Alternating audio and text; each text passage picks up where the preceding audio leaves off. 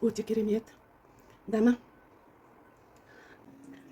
Құрметті менің жазылушыларым, тыңдаушыларым бүгін осындай сары қауынмен әңгелек жеуді бұйыртыпты бізге. Осындай қауынмен әңгелекті жеген сайын мен оның мынадай ортасындағы дәндерінен тастамай ылғи да сүт жасап жүремін.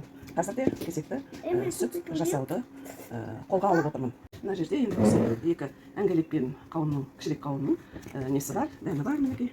Осы дәнін алдық. Бұл жерде бір 400 грамдай болуы мүмкін. 350-400 грамдай. Жаңағы қауынның дәнін блендерге салды. Ары қарай сүт қыламыз. Үстіне 250 грамдай су құямыз. Гарвард күшкесімен орташа су құйып жатырмын. Мінекей. Блендер мен тартып болды. Мінекей.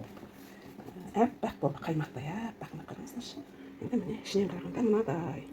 Бір 3 минуттай арасында тоқтатып, жаңағы ең үлкен несіне қойып, орташасына қойып, осылай әбден тартып алдық. Мінекей сүт қаймақтай болып тұр, қою енді мына жерде. Қазір біз оны қабығынан неғып аламыз, ажыратып аламыз. Не арқылы? Мынадай сетка арқылы қазір мен ыңғайлы болу үшін үлкен нені сүзгімен былай сүзіп жатырмын. Астына тәрелкеге қауынның қабығы былайша бөлініп шықты, жартысы. Қазір сүтімін датыр. Қазір мынаны екінші бөлігін тағы да осылай не қыламын, екі бөліп сүзіп жатырмын.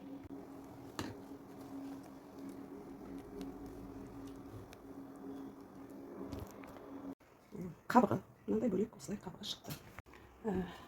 Қауынның сүті мұнша сүзіп алдық, несінен ажыраттық, сүйегінен. Енді мұнша осындай қою қаймақ сияқты болды. Енді оған кішкене жаңағы таза фильтрденген судан жарты стакандай құямыз. Кішкене сүттің несіне келгенінше. Мынау тым қою.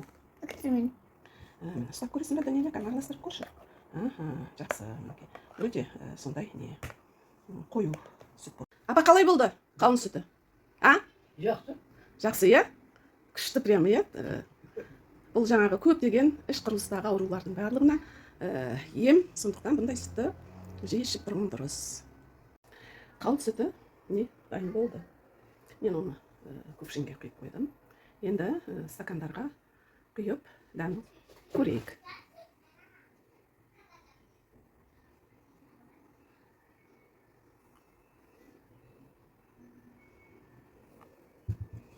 Мінекей дәмін көрейік.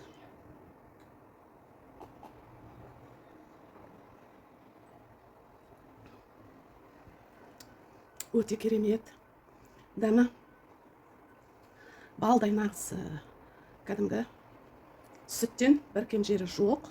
Бірақ одан айырмашылығы оның ішіндегі нелері. Дәрумендері, дәруменге бай осындай қауын сүтін әрдайым жасап ішеміз жаз бойы.